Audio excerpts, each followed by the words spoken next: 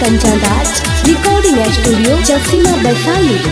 अरे रंग बिना लहंगा पड़ल सुखार होली के दिन पी के सुतल भतार। रंग बिना लहंगा पड़ल सुखार होली के दिन पी के सुतल भतार। होली के दिन पी के सुतल भतार। होली के दिन पी के सुतल भतार। मन करे दी हम गाड़ी से तार होली के दिन पी के सुतल भतार। मन करे दी हम गाड़ी से तार होली के दिन पी के सुतल भतार।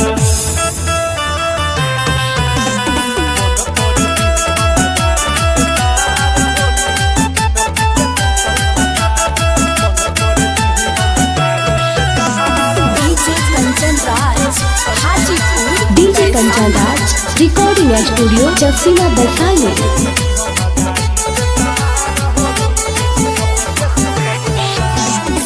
मिठुआ चूल्ही पर भइल बसियाता तब न मुअना के कुछ बुझाता। मिठुआ चूल्ही पर भइल बसियाता तब न मुअना के कुछ बुझाता।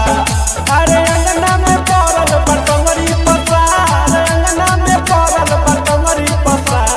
रंग बिना लहंगा पड़ल सुखार होली के दिन पी के सुतल भतार।